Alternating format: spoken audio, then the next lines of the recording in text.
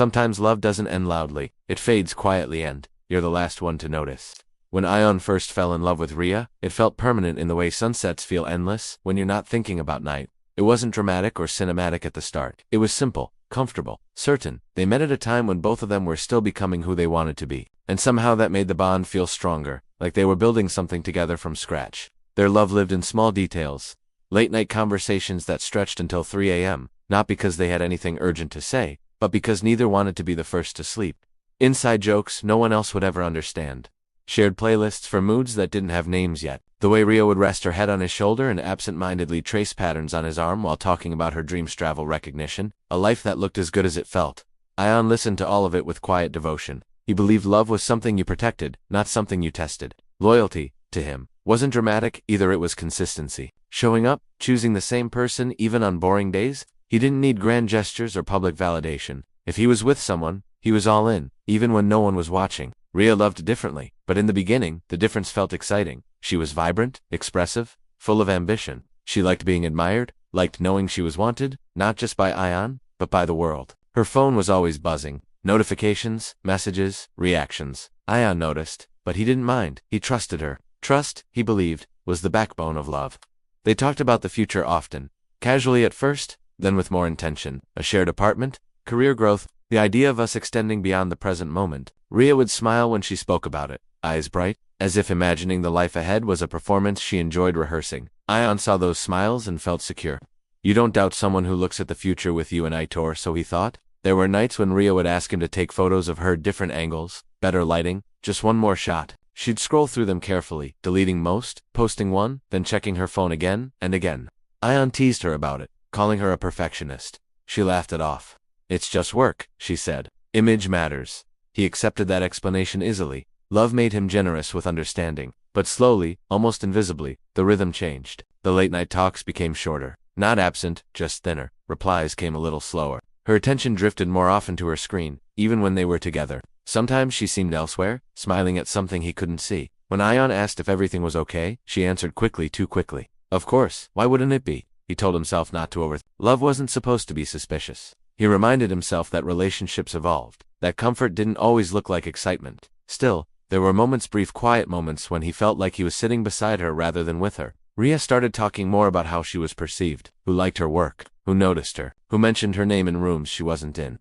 It wasn't arrogance, it was hunger. Ion admired her drive, but sometimes it felt like no amount of reassurance from him was enough. She needed to be seen by more than just the person who loved her most. He didn't confront her, he didn't accuse. He loved her too much to question her intentions without proof. Instead, he leaned in harder, more effort, more patience, more understanding. He believed that love, if nurtured, always came back to center. Yet there was a moment he would remember it later, with uncomfortable clarity, when he realized something was off. They were sitting together, close but distant, and Rhea laughed at something on her phone. Ion asked what it was. She paused for half a second before answering. Just something funny. It wasn't the lie that unsettled him, it was the pause. That pause stayed with him long after the night ended. Nothing had broken yet. No betrayal, no confrontation, just a quiet feeling that something once warm was cooling, slowly, deliberately, like a room losing heat while you're still inside it. Ion didn't know then that this was the beginning of the end. He only knew that love, which once felt permanent, had started to feel fragile, and he was the only one holding it carefully. The distance didn't arrive all at once. It slipped in quietly, disguising itself as busyness, fatigue, and perfectly reasonable explanations. If Ion had been asked to name the exact day things changed, he wouldn't have been able to. There was no sharp moment to point at, just a gradual sense that he was reaching out more than he was being reached for. Messages that once came instantly now arrived hours later. When they did, they were shorter, thinner, stripped of warmth. Plans that used to be made with excitement were postponed, then canceled, then forgotten altogether. I'm exhausted, Rhea would say. Let's do it some other time. And Ion would nod, understanding, even when disappointment settled quietly in his chest. She was still there. Technically, still present in his phone, still saying goodnight, still calling him by the same name. But emotionally, she felt farther away, like someone standing behind a glass wall, visible, but unreachable. When he spoke, she listened with hep attention. When he shared something important, she responded politely, not passionately. The shift was subtle enough to doubt, but consistent enough to hurt. Whenever Ion tried to bring it up, Rhea had answers ready. I need space, she said once, her tone calm but final. Another time it was, work is overwhelming. You wouldn't understand. And when he hesitated, when his voice softened with concern, she sighed and said the words that made him retreat instantly. You're overthinking. Those words stuck to him like a label. Overthinking, too sensitive, too much. He began to edit himself, measuring his messages before sending them, holding back questions that once felt natural. He didn't want to be the problem. He didn't want to push her further away. So he stayed quiet when something bothered him and smiled when he felt insecure. At night, when the world went silent, his thoughts didn't. He replayed conversations, searching for mistakes. Maybe he wasn't exciting enough. Maybe he didn't support her dreams the right way. Maybe he loved too deeply, expected too much. The idea that she might be pulling away because of him felt more acceptable than the idea that she was choosing someone else. Ion doubled down on loyalty. He checked in more, not to control, but to care. He remembered dates, sent encouragement, showed up when she needed help. Even when she forgot his milestones, he celebrated hers. He believed love meant patience during rough seasons, and he convinced himself this was just that, a phase. Rhea, meanwhile, seemed lighter when she wasn't with him. Her energy returned in bursts, usually after time spent away. She talked about meetings, new connections, people who got her. Her eyes lit up when she spoke about her world outside him. Ion listened, smiling, even as he felt like a guest in a life that used to feel shared. There were days when she disappeared completely. No calls, no texts. When she finally resurfaced, it was with casual explanations, delivered without apology. I was busy. I needed time, and Ion accepted them, even when his chest felt tight with unanswered questions. One evening, as they spoke on the phone, Rhea mentioned a story about her day. It wasn't important, just a passing comment. Really? But in the middle of the sentence, she said a name. Karan said the same thing today, she added, laughing softly, as if it were obvious who he was. Ion froze, though his voice didn't change. Who? He asked gently. There was a pause. Not long, just long enough. Oh, just someone from work, she replied quickly, moving on without detail, without curiosity about his reaction. The conversation ended soon after, but Ion sat there long after the call, staring at his phone. The name echoed in his mind, heavy and unfamiliar. He told himself it meant nothing. People had colleagues, friends, connections. He didn't want to be suspicious. He didn't want to become the insecure man he promised himself he'd never be. Still, that night, sleep didn't come easily, because loving someone who is already leaving doesn't feel like heartbreak at first. It feels like confusion. Like standing in the same place while the ground beneath you slowly shifts, pretending you don't feel it move. Ion didn't find messages. There were no screenshots, no late-night calls accidentally overheard, no undeniable proof that could be pointed at and labeled betrayal. What he found instead was something quieter, more damaging, the absence of himself where he used to belong. Rhea stopped sharing things with him first. News that once came to him instinctively now arrived as an afterthought, if at all. He learned about important moments in her life the same way strangers did, casually mentioned, emotionally diluted. Her laughter sounded different too, lighter, practiced, as if she was saving her real reactions for someone else. He noticed it in the way she smiled at her phone, then looked away when he entered the room. In how her energy shifted depending on who she was talking about, in the way she grew defensive over things that never needed defending before. None of it was dramatic enough to confront, but together, it formed a pattern he could no longer ignore. When Ion finally asked her directly, his voice was calm, careful.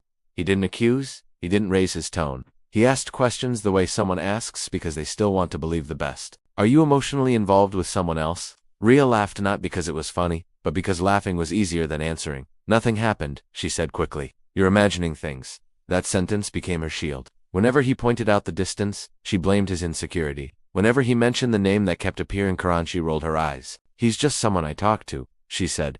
You're making it bigger than it is. And when Ion explained how it made him feel, she sighed, as if his emotions were an inconvenience. Why are you always questioning me? Slowly, the conversation stopped being about her behavior and became about his reaction. He found himself apologizing for asking reasonable questions, for wanting reassurance, for feeling displaced in his own relationship. He started wondering if he was the problem, if his expectations were unrealistic, if loyalty was something he misunderstood. But deep down, clarity was forming, painful, undeniable. She wasn't cheating in the way movies show it. There were no hotel rooms or secret kisses.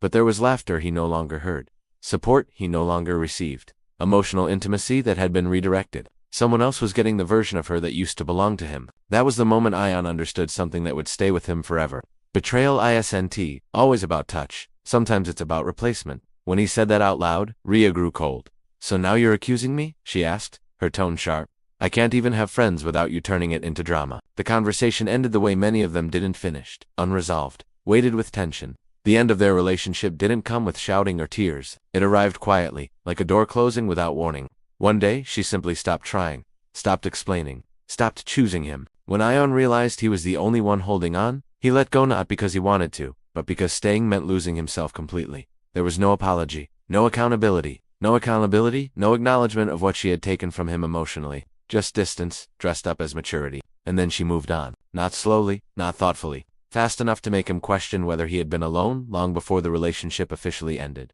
Photos appeared. Smiles returned. A life continuing without pause. Ion was left standing in the silence of unanswered questions, replaying moments that now felt dishonest. He didn't know when he was replaced. He didn't know how long it had been happening. All he knew was that the love he trusted had ended without ever admitting it was already gone. And the worst part wasn't that she left. It was that she never admitted she had already emotionally walked away. The days after the ending felt unreal, like living in a city after everyone else had left. There was no dramatic collapse, no moment where Ion fell apart in public. Life continued. Work emails arrived. Traffic moved. People laughed around him. And yet, everything inside him felt muted, as if the volume of the world had been turned down without his permission. Time passed not in a clean, cinematic way, but unevenly. Some mornings he woke up feeling steady, almost relieved. Other nights, loneliness crept in without warning, heavy and exhausting. He questioned himself in quiet moments. Not with desperation anymore, but with curiosity. Where had he ignored his own needs? When had loving someone else become more important than respecting himself? He made a decision early on, one that would define this phase of his life.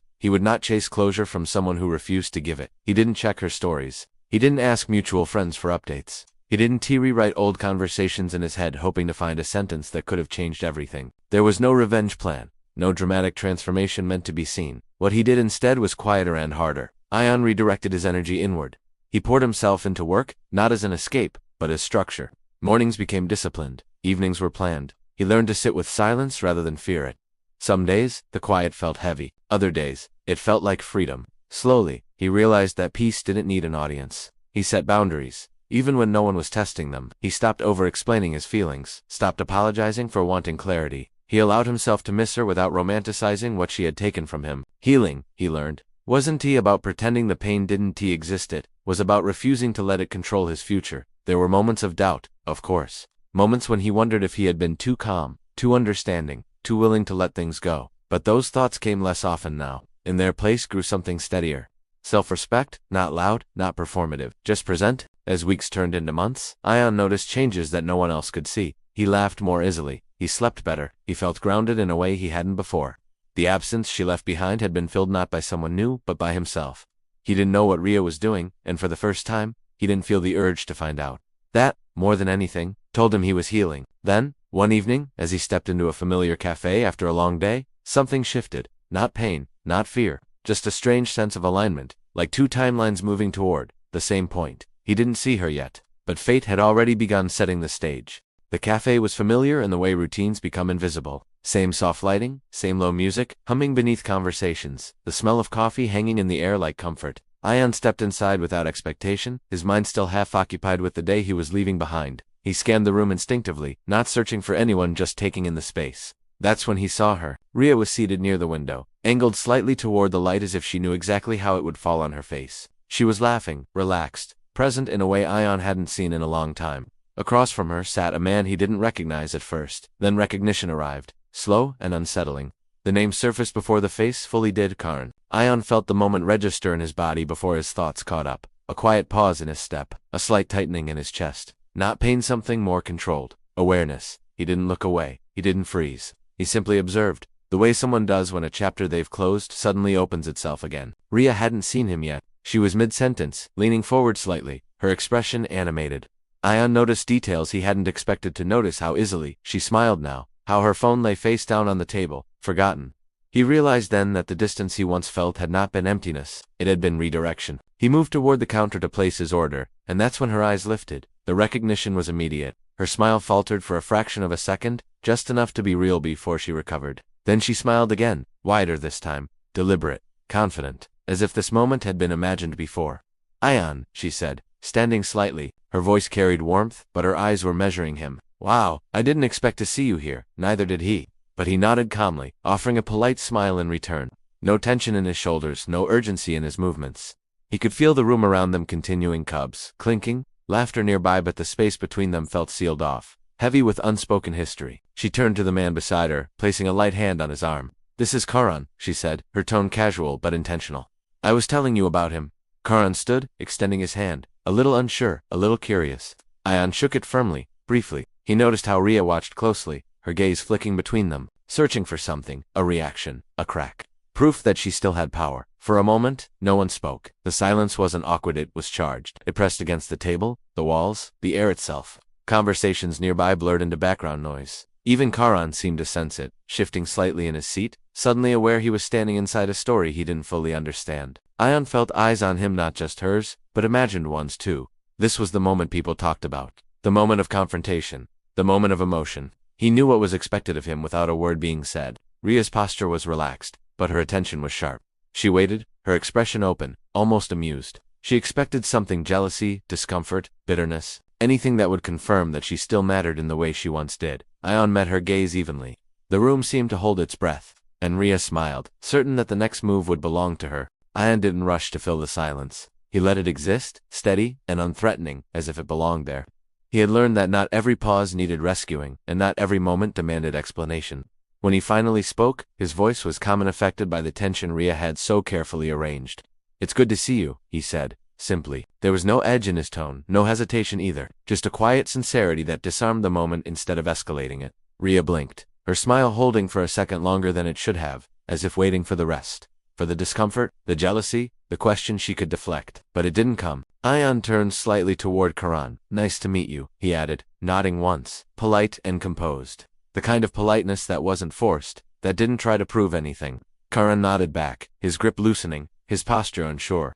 He glanced at Ria briefly, then back at Ion, sensing something he couldn't quite name. Ion continued, still measured. "I won't interrupt. I just wanted to say hello." His eyes returned to Rian, lingering, not searching, just present. "I'm glad you're doing well." The words landed softly, but their impact was immediate. Ria's smile faltered, not dramatically, but noticeably. There was no satisfaction in this exchange, no confirmation of influence, no emotional payoff. The calm she was witnessing didn't feel like weakness. It felt like distance, finality. She tried to respond, her tone lighter than her expression. "Yeah, it's been good." The confidence she had carried moments earlier thinned, replaced by something uncertain.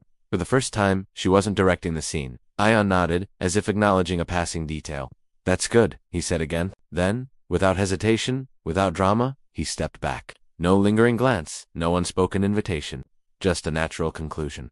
Karan shifted in his seat, suddenly aware of his role. He looked at Ria, as if seeing her from a different angle, realizing this encounter wasn't the victory she had framed it to be. The silence returned, heavier now, with expectation, but with realization. As Ion turned toward the counter, the tension didn't follow him, it stayed behind. Ria watched him go, her expression unreadable, her performance incomplete. Whatever outcome she had imagined, control, validation, reassurance, it had slipped quietly through her fingers. The power she thought she held had dissolved without confrontation. Ion felt something settle inside him as he walked away. Not pride, not triumph, just closure. The kind that doesn't announce itself.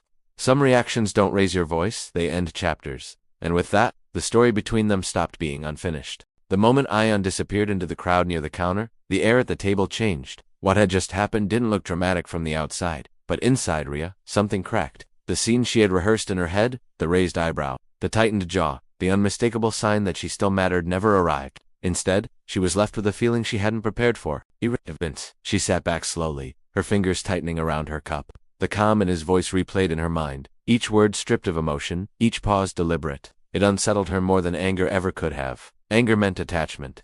Calm meant distance.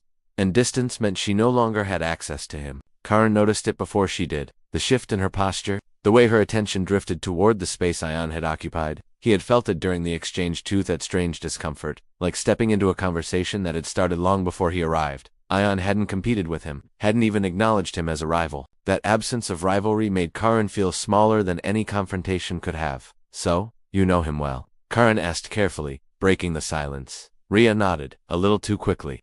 "We used to," she said, then corrected herself. "We're fine." But Karan wasn't convinced. He replayed the handshake, the look in Ion's eye steady, uninterested, complete. It didn't look like defeat. It looked like someone who had already processed the ending. And suddenly, Karan wondered what role he was really playing, a choice or a distraction.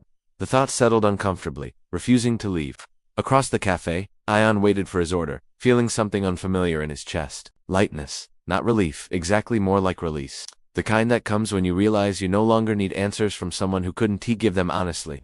He hadn't won anything, and that realization felt strangely empowering. As he stepped back outside, the evening air felt different against his skin, clearer. He thought about everything he had learned in silence, the cost of ignoring red flags, the danger of loving without boundaries, the way self-worth erodes when you beg someone to stay. He understood now that love should never require you to shrink. He had once believed closure came from conversations, from explanations, from confessions, but standing there, detached and whole, he realized closure often comes from growth, from becoming someone who no longer needs to ask why. Ion walked away without looking back, not because it would hurt, but because it wouldn't matter. Winning, he understood, was never about proving anything to the person who hurt you. It was about being so unbothered that their expectations collapse in your absence. And for the first time in a long while, Ion felt complete. Ion paused for a moment, letting the quiet settle in around him. The streets were alive with movement, but inside, he felt a stillness he hadn't known in years. He thought about everything that had brought him here, the love that once felt permanent, the distance that crept in silently, the betrayal that wasn't even physical, and the long months of learning to sit with himself in peace. He realized that the lessons weren't complicated, but they were hard to live. Love without boundaries invites loss. Loyalty is meaningless if it costs your own dignity. Emotional control, true, unshakable calm's a power most people never fully understand. And most importantly, not every betrayal deserves a reaction. Some deserve observation, reflection, and finally, release. Ion had once believed that love meant holding on at all costs. Now he knew that love also meant knowing when to let go, when silence speaks louder than confrontation, and when stepping away is the ultimate act of strength. Choosing dignity over drama doesn't feel like revenge. It feels like freedom. He looked around, aware that life continued in countless stories unfolding simultaneously. And he understood something vital. Closure doesn't always come from the other person, it comes from within. Have you ever stayed calm while someone expected you to break? Have you ever lost someone not because you didn't love them, but because you respected yourself? If this story felt personal, share it with someone who needs to remember their worth. Because sometimes, the most powerful love story, the one that keeps two people together the one where you finally learn to value yourself enough to walk away.